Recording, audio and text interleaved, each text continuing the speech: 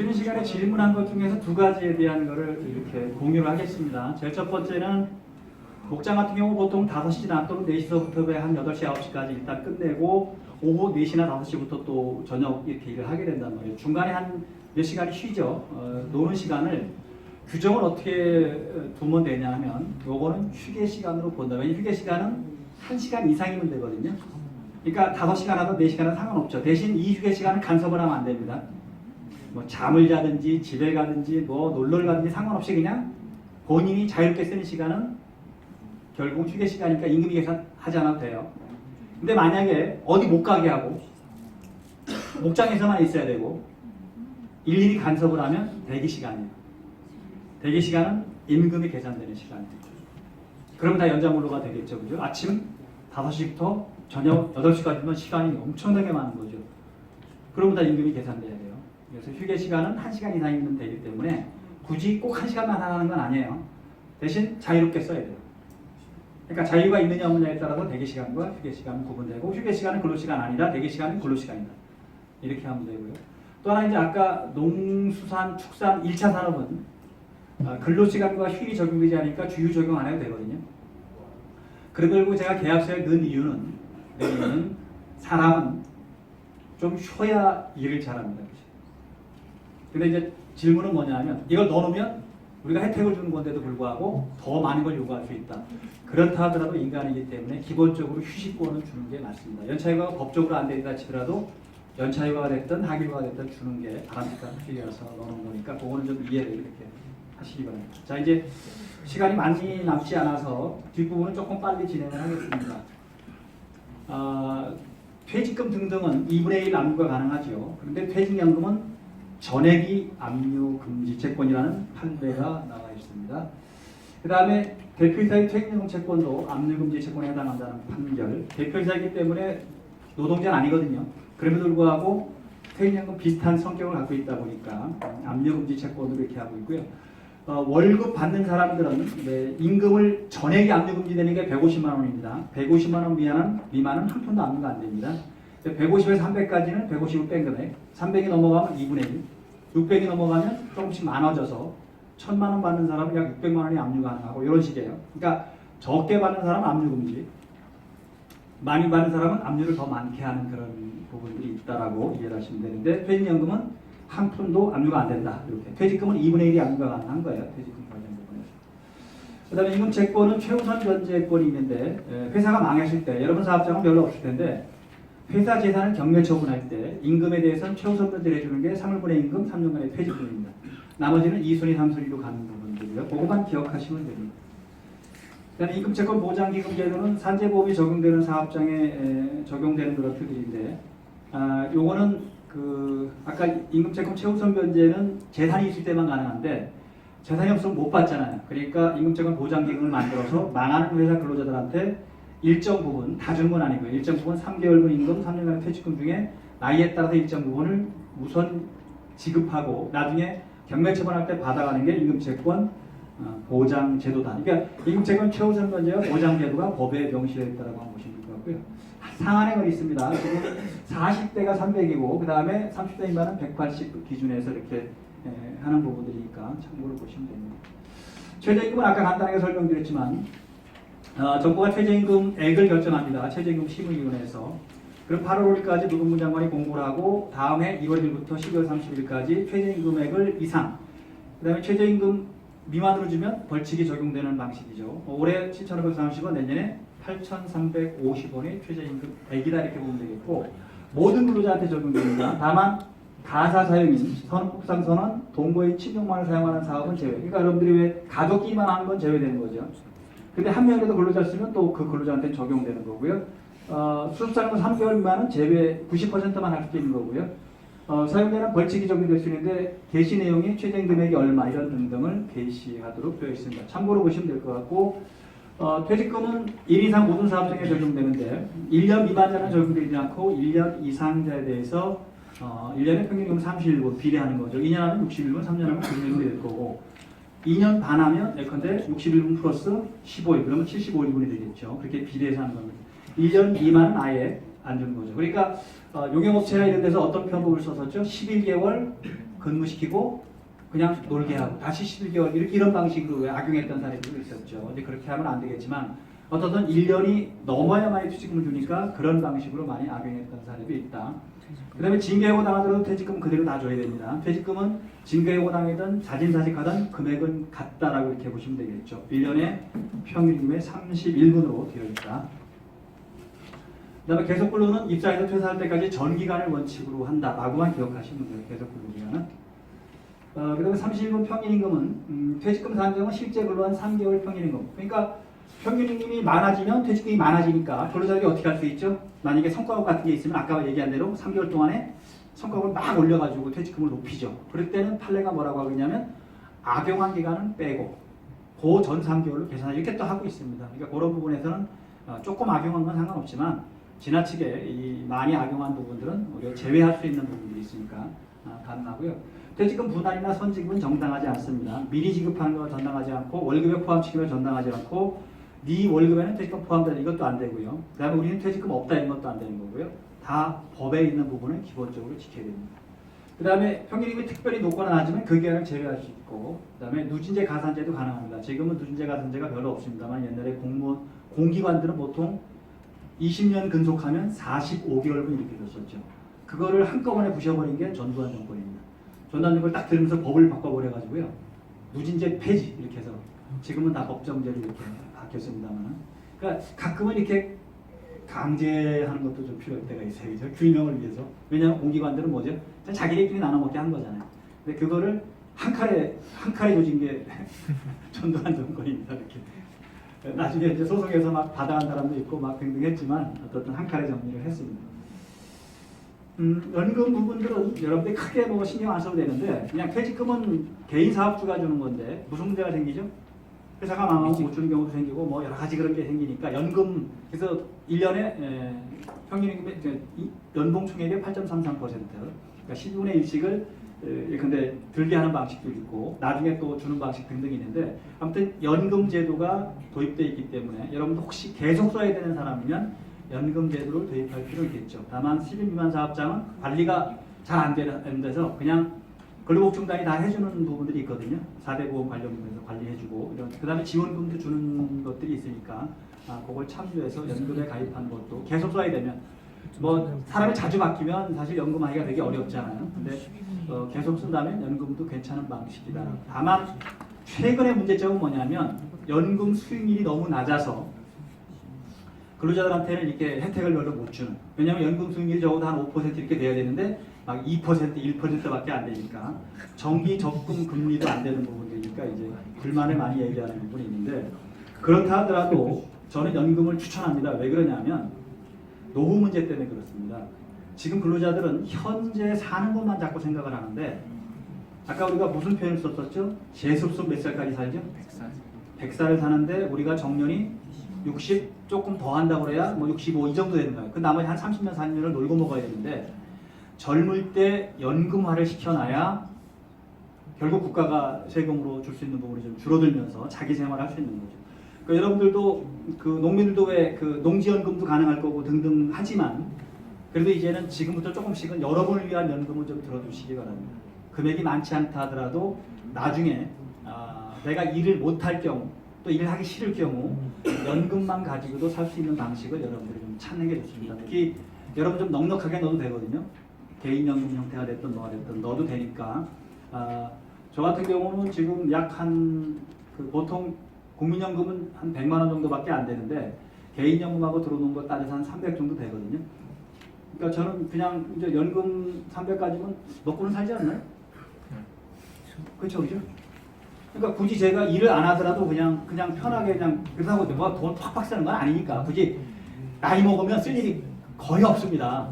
애들 다 컸고 뭐가 있어요, 그죠? 그냥 두 사람 왔다 갔다 하고 이런 부분들인데 여러분도 젊을 때 노후를 위해서 그러니까 연금이 어떤 형식이든 좋다라는 거죠. 이게 개인연금이든 뭐든 연금화 시켜놓는 건 의미가 있기 때문에 근로자들은 뭐 우리가 퇴직연금이라든지 이런 게 있지만 사업주들은 그게 없잖아요, 그죠? 내가 들어야 되는 거니까 내가 드는 방식은 지금 버는 것 중에서 일정 부분은 띄어서 왜 그러냐면 우리가 일할 수 있는 시간이 일생에서 3분의 1밖에 안 되거든요. 자, 우리가 한 20살까지는 누구 덕분에 살죠? 부모 덕분에 살고. 그 다음에 한 20살 넘어부터 한 60까지는 내가 노력해서 사는 건데, 문제는 60 넘어가서 한 3, 40년 동안은 내가 노력해서 벌어놓은 걸 가지고 살아야 되잖아요. 그렇지 않으면 애들한테 의지해야 되는데, 요즘 애들이 부모 부양할까요? 거의 기대 불가능입니다. 자기 살기도 바쁜데 어떻게 부모 부양을 해요? 우리 세대까지는 부모 부양하는 게 당연한 의무라고 생각을 해서 당연히 부모를 부양합니다. 근데 다음 세대는 아마 제 아들 녀석을 비롯해서 꿈도 안 꿀 겁니다. 세뇌를 시켜요. 네, 세뇌시켜도 안 됩니다. 그러니까 내 마음대로 안 돼요. 그건 여러분 스스로 가는 수밖에 없는데, 이 근로자들도 마찬가지예요. 그래도 지금 버는 것에 적어도 한 20% 정도는 연금화 시켜야 되거든요. 그러니까 내가 연봉이 3천만 원이면 1년에 한 600만 원 정도는 연금화 시켜야 되는데, 그걸 하는 사람이 거의 없다는 거죠. 그럼 노후에 어떻게 할 거냐는 문제가 생겨버려요.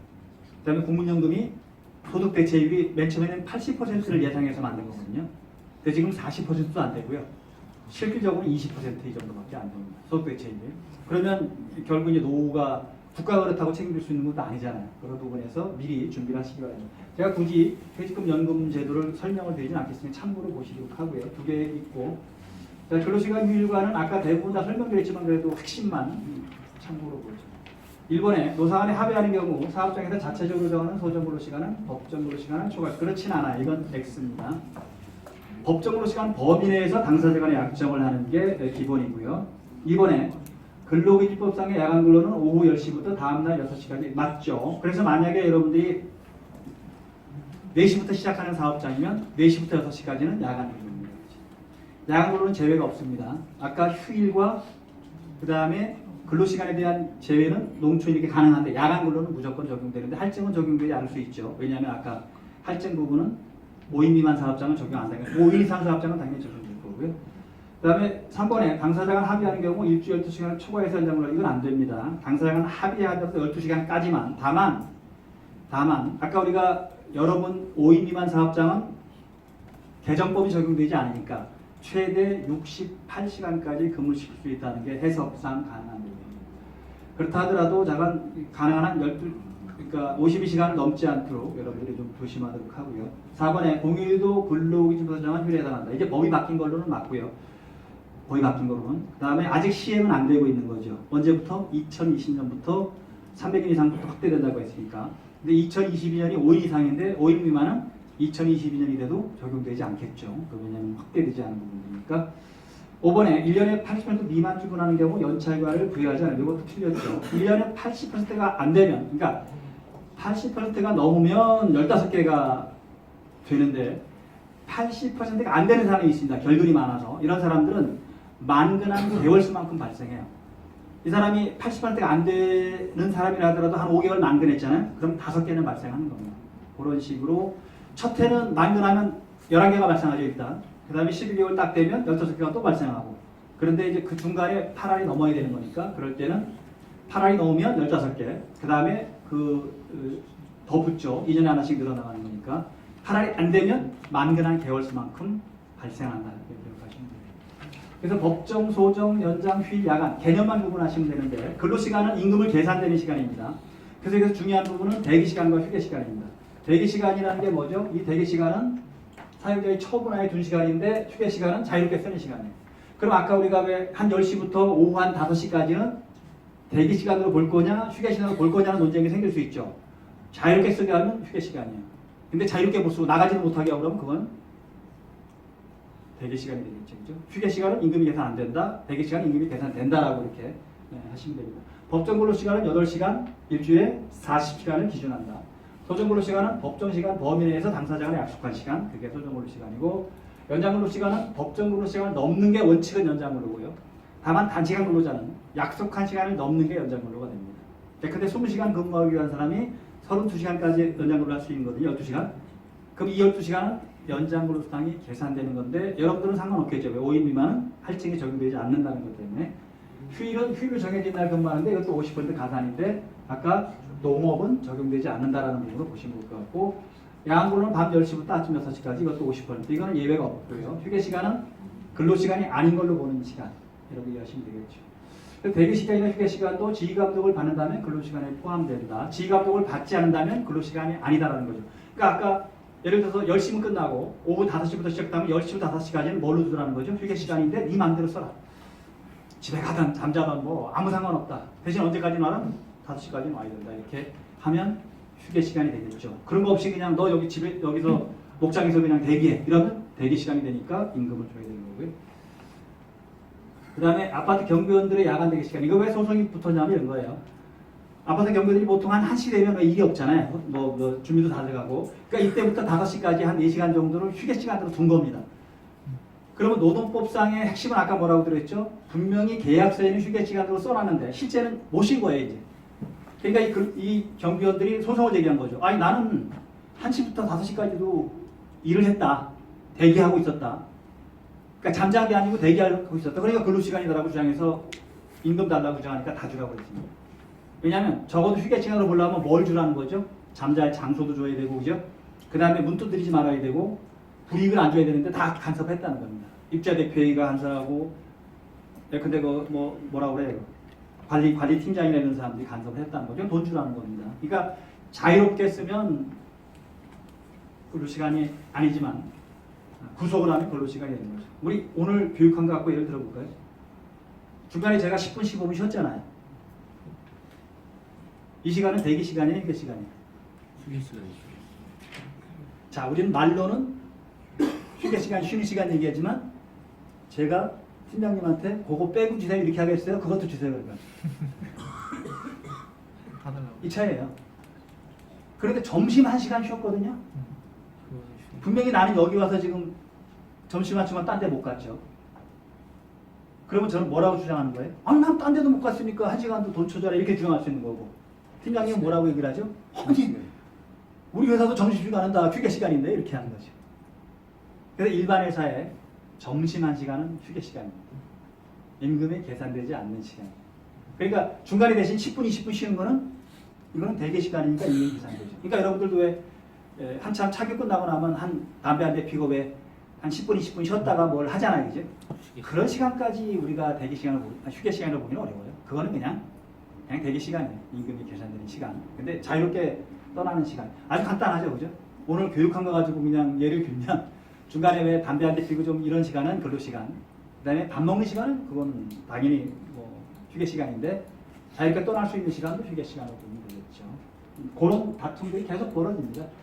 그럼 이제 버스 기사가 왜 한 바퀴 돌아오면 한 30분 쉬는 시간 있잖아요. 이게 이제 대기 시간이냐 휴게 시간 문제가 또 생겼어요.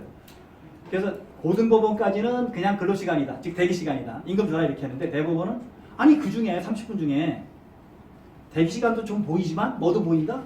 휴게 시간도 보인다. 그러니까 따져봐라. 구체적으로 자유가 있었냐 따져보라는 거죠. 대법원은 그렇게 보는 겁니다. 그러니까 고등법원은 근로자가 이겼는데 대법원은 아니다. 30분 중에 대기 시간 한 10분 있고 휴게 시간 20분일 수도 있고 그죠? 그거 따져봐서 줘야지. 왜 무조건 다 대기 시간이라고 보냐라고 했던 그런 판결이 있습니다. 농림, 축산, 양장, 수산 이게 아까 제외입니다. 근로시간, 휴게, 휴일비당 적용 결제할 수 있고요. 일일 8시간 넘는 거 가능하고 휴게 시간이 주의부하는 것도 가능하고 근로자의 날 휴식시간 약정휴일은 구해야 되고 양근로나 휴가 이런 부분은 적용된다. 근데 5인 미만이니까 또 연차휴가는 적용되지 않는다. 이렇게 구분을 하시면 될 것 같아요. 그럼 연장근로제는 일주일에 몇 시간? 12시간까지만 가능한 걸로 기억을 하시면 됩니다. 유연근무제도도 참고로 보시는데 여러분이 쓸 수 있는 건 없으니까 그냥 넘어가도록 하겠습니다. 탄력적 근로제는 주로 생산직에 관련된 부분이고요. 선택적 근로제는 출퇴근 시간은 자기가 마음대로 하는 제. 목장은 자기가 마음대로 할 수 없죠.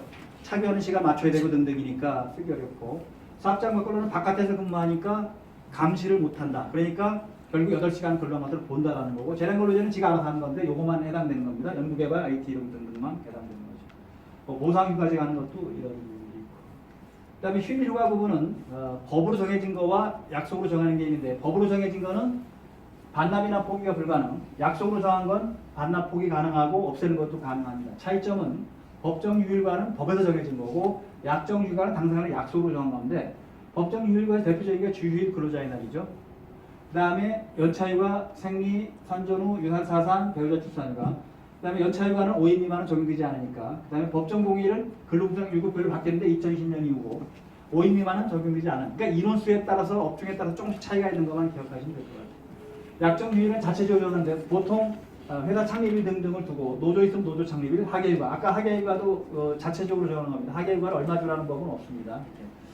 이 회사 창립일도 대기업들은 대부분 근데 목장 창립일 이거는 뭐 두기 어렵잖아요, 그죠?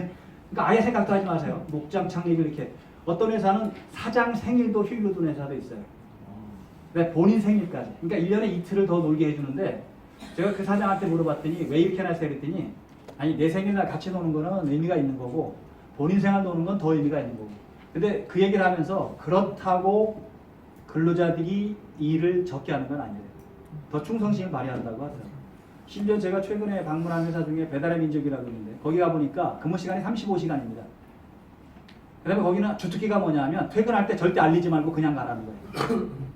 부장한테 보고도 하지 말라는 겁니다. 그 다음에 휴가 갈 때 부서장이 절대 사유 물어보지 말아요. 휴가는 지가 쓰고 싶을 때 쓰는 거니까 간섭하지 말아요. 그 다음에 자기 자리가 없습니다. 사장도 자기 자리 없어요. 그 다음에 노트북 하나 들고 다니면서 여기저기 다니면서 다 팀원끼리 같이 협의하고 이렇게 하는. 그런데도 불구하고 매출액은 계속 올라갑니다. 자, 그러면 결국은 뭐죠, 이제는? 그 아이디어를 중심으로 하는 쪽은 장시간 근무가 중요한 게 아니고 아이디어가 중요한 거예요. 근데 목장은 그렇게 못해요. 목장은 아이디어가 중요한 게 뭐죠? 그렇죠. 성실한 근무가 중요한 거예요. 일정 시간. 그래서 꼭 같이 보지 마세요. 직종에 따라 다르고 업종에 따라 다르기 때문에 그런데 목장은 아까 인재 선택 기준이 머리 좋은 친구예요? 아니면 그냥 몸이 부지런한 친구예요? 그냥 몸이 부지런한 친구입니다. 목장에 머리 좋은 친구 더 봐야 빨리 갑니다. 이렇게 하고 뭐 주장하는 거 강하고 이런 등등이 있어요. 그러니까 우리가 목장이나 농장은 저도 시골에서 농사를 짓고 있습니다만 그냥 뭐 우리가 꽤 안 부리고 그죠? 쉽게 얘기해서 우직하게 그냥 하는 사람들이 최고의 인재입니다. 조금 지능이 떨어지고 조금 머리가 나쁘더라도 그죠?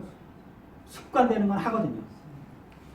근데 아이디어를 중심으로 하는 사업장은 그게 안 돼요. 나중에 여러분 다른 사업을 하시면 또 인재 기준이 달라야 됩니다.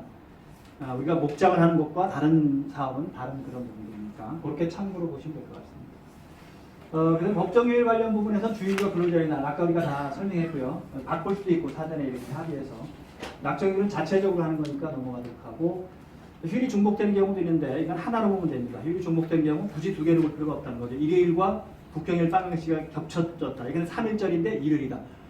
현대차 같은 경우는 두 개로 봅니다. 노사간에 합의해서. 그러니까 그날 놀아도 이틀치가 나오고요. 일하면 3일치 플러스 50% 350%가 나오고요. 그렇죠. 그러니까 그분들은 일하는 게 훨씬 더 많죠. 돈이 그죠? 그냥 단순하게 200만 받고보다 350 받을 수 있는 그런 거니까. 광고도 공유는 아까 설명드렸고요. 그 다음에 휴일은 사전에 대체할 수 있다. 합의하면 사전에 휴일을 바꿀 수 있다는 개념으로 이해하시면 될 것 같아요.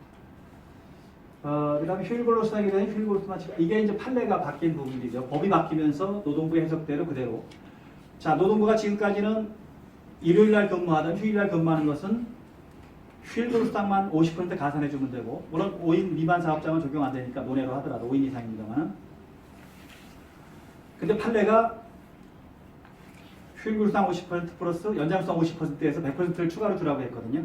그게 이제 다툼이 붙으니까 아예 법으로 노동부 입장대로 휴일 근로수당 50%만 주면 된다. 단 8시간을 넘는 거는 휴일과 연장이 겹치니까 100%를 줘라. 이렇게 입법으로 했고 판례도 그렇게 바꿨습니다.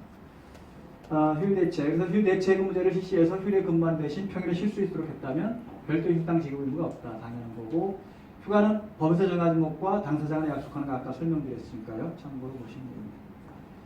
그 다음에 연차는 쭉 설명드렸지만 그래도 확인해보면 매월 망근하는 근로자에게 1일의 연차가 발생한다. 11개죠.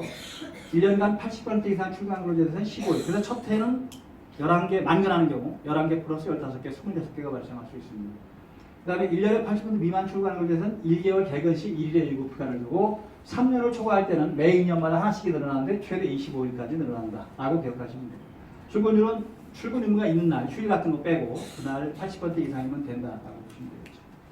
그 다음에 사용 촉진을 할 수 있고요. 사용 촉진이라는 거는 여러분들 관련 없지만 미리 휴가를 쓰도록 서면으로 촉진하고 서면으로 지정하고 그렇게 하면 연차휴가수당을 별도로 안 줘야 된다. 보상금을 그런 개념입니다. 연차휴가 사용 프로세스도 참고로 보시면 될 것 같고요.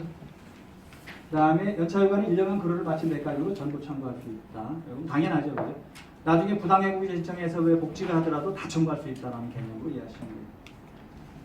자, 요거는 이제 논란이 될 수 있는 판결이지만 어떤 사람이 12월 30일 날 딱 그만뒀어요. 근데 30일을 빼고 계산하니까 1년이 안 된 거예요. 그러면 안 줘야 된다는 판결인데 이건 나중에 비판을 받고 있기 때문에 그냥 바뀔 가능성이 있다라고 이해만 하시기 바랍니다. 출산 전후는 90일, 그 다음에 다둥이는 120일입니다.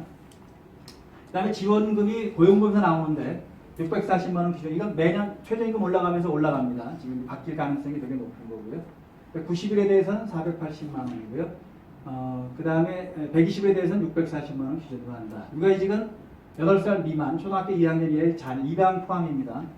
이거는 1년입니다. 육아휴직은. 기업은 무급이고, 네, 여러분들 그 해당되는 부분이 있을 수 있겠지만 별로 없어서 그냥 넘어가도 될 거예요. 유산 사산휴가도 법적으로 되어 있는 부분들이 있고, 배우자 출산휴가와 난임치료휴가도 3일입니다. 이게 새로 들어왔죠. 난임휴가도.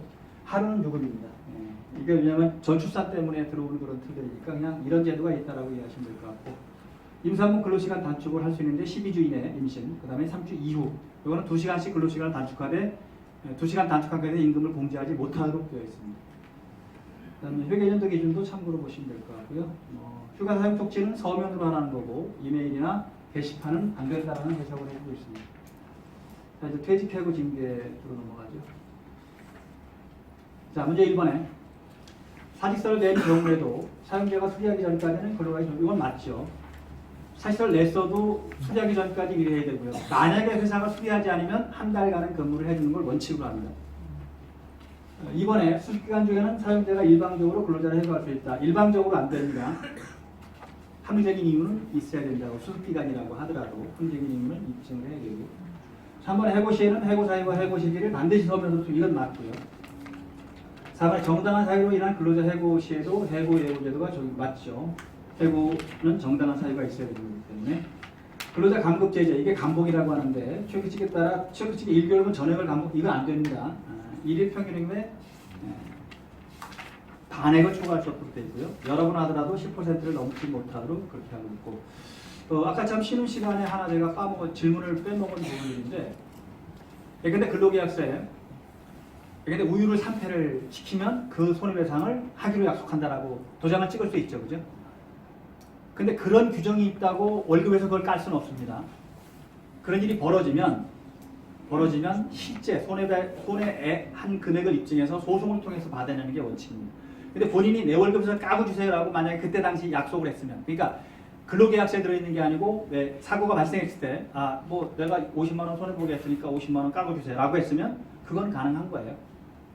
그때 당시. 그러니까 손해배상액을 예정하거나 또는 위약 예정 금지는 위약 예정을 하는 건 안 되는데, 위약금을 하는 건 안 되는데, 실제 손해본 걸 예컨대 본인이 월급에서 까고 주세요라고 했으면 그건 가능할 수 있습니다. 근데 조심은 하시기 바랍니다. 일하는 사람들은 월급이 생존의 모든 것이거든요. 그리고 월급 받는 금액하고 비율해서 너무 과한 공제는, 물론 본인이 그냥 알겠습니다라고 내가 할 수도 있겠지만 생활에 예컨대 지장이 생겨버리는 거죠. 그죠? 그 다음에 내가 한 달에 300만 원을 가져야 먹고 사는데 만약에 100만 원을 물어줬다라고 200만 원 갖고 못 먹고 사니까 뭘 하게 되는 거죠? 부정을 한다거나 그다음에 다른 투잡을 한다거나 여러 가지 그런 부분에 우리가 부작용이 생길 수 있어서 조심을 하시기 바랍니다. 뭐 해고 관련 부분들은 굳이 설명드리지 않더라도 근로자가 잘못하는 거, 그 다음에 경영사정이 악화되면 해고할 수 있다는 걸 기본적으로 하시면 되죠. 근로자가 잘못할 때 하는 해고를 징계해고, 그 다음에 회사 사정이 악화되는 경우는 경영상해고, 이렇게 두 가지로 표현을 합니다. 징계해고 관련 부분들은 5인 미만 사업장은 그냥 부재 신청이 안 되기 때문에 여러분들이 서로 마음에 안 들면 좀 그만두게 할 수 있는 부분은 좀 일반 기업보다는 편합니다. 일반 기업은 부당이익 신청을 하는데 5인 미만은 부당이익 신청을 안 하게 되니까 민사소송을 해야 돼서 근로자가 이의 제기가 되게 어려운 그런 부분입니다.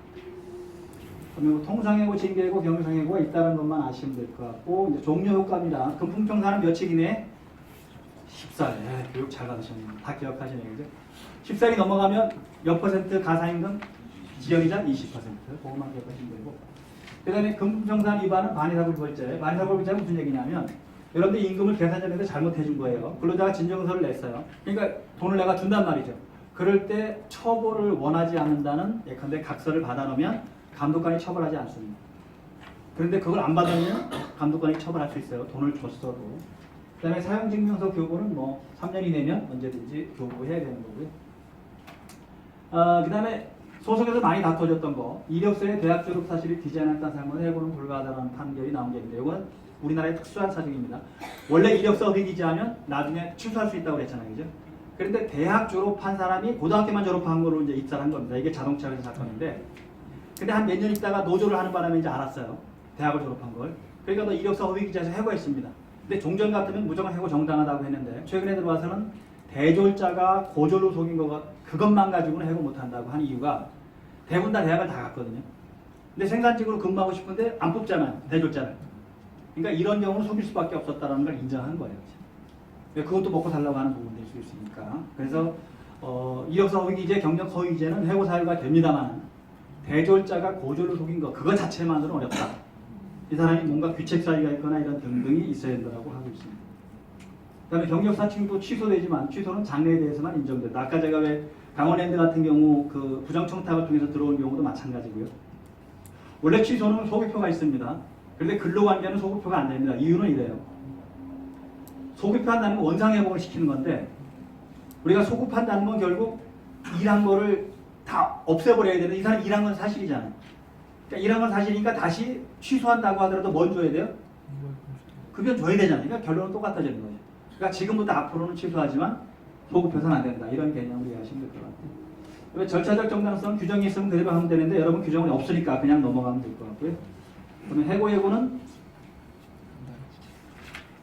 30일 전에 예고하거나 그게 싫으면 30일 이상의 통사임을 직후하면 되는 거죠. 쉽게 얘기해서 직장을 구할 수 있는 시간을 주는 건데 예외가 있습니다. 아까 우리가 본 대로 수습하면 3개월, 이론근로에서 3개월 계속 근로하는 자 2월 이내 기간, 그 다음에 6개월 이내 기간, 이게 계절적 업무죠. 요거는 예외입니다. 그 다음에 해고 예고를 하지 않아도 되는 경우도 예시를 해놨으니까 요건 참고로 보세요. 고의 이런 부분입니다.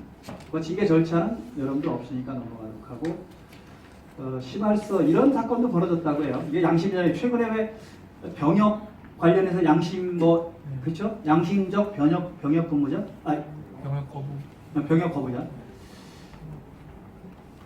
저는 뭐 조금 제 생각하고 조금 달라요. 아니 우리 군대 갔다 온 사람 뭐야 그죠? 그럼 나도 양심적 병역근무자라고 안 갈 수도 있다. 이거는 좀 그런 것 같아요. 물론 뭐 세계적으로 뭐 총 든다 이런 부분 때문에 이건 1차전이 2차전에도 그런 일이 있었고요. 근데 대신 뭐 한 3배 이렇게 막 최하 2배 뭐 이렇게 시킨다고 그러니까 뭐 그걸 선택하는 사람이 얼마나 될지 모르겠지만 뭐 총 드는 것 자체를 거부하는 거죠. 그걸 양심이라고 하는 겁니다. 여기서 중요한 게 양심이라는 건 본인의 속마음이기 때문에 겉으로 드러나기가 되게 어려워요. 그래서 심할서를 만약에 쓴다라고 할 때 이것도 그런 판례인데 본인이 잘못했다고 안 느끼고 있어요. 그런데 부서장이 야 이 새끼야 너 잘못했다고 써. 잘못 안 했다고 느끼는 것도 양심이라는 거예요. 그러니까 잘못 안 했다고 느끼는 사람한테 너 잘못했다고 써라고 하는 건 양심의 자유를 침해한다. 이런 뜻입니다. 그러니까 심할서에 억지로 잘못했다고 안 느끼는 사람한테. 근데 잘못했다고 느끼는 사람한테 잘못했으라는 상관없어요. 그렇죠? 근데 본인이 알아서 내가 잘못했습니다라고 쓰는 것도 상관없겠죠. 뭐 그렇게 이제 이해를 하시면 될 것 같고. 경영상의용은 넘어가면 될 것 같습니다. 그다음에 해고 할 때는 서면으로 반드시 하도록 되어 있고요. 자 이제 마무리를 짓겠습니다. 지금 여러분들이 외국인 근로자 쓰는 거 제가 외국인 근로자는 전문이 아니라서 뭐 자세하게 설명은 안 드리겠습니다만 일단 3가지입니다.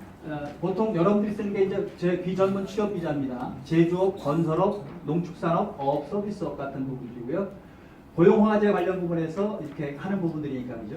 3년하고 연장 가능한 부분들이고, 그다음에 이제 결국 우리가 구직 노력을 하고 그죠? 그래도 안 되면 이제 우리가 신청해서 받는 그런 부분들인데 뭐 농업이니까 가능하고요.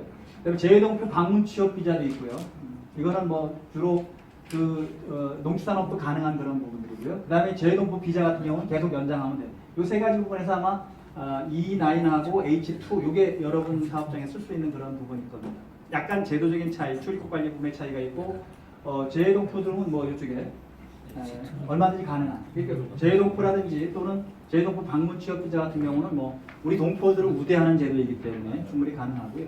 일반 예컨대 뭐 베트남이나 뭐 태국이나 뭐 이런 부분들은 E9 비자, 비전문 취업 비자 가지고 쓴다라고만 보시면 될 것 같습니다. 그 다음에 요것도 나중에 아까 제가 소개시켜드린 그 사이트 뭐라 그랬죠? 뭐 자영업의 모든 것 거기 들어가면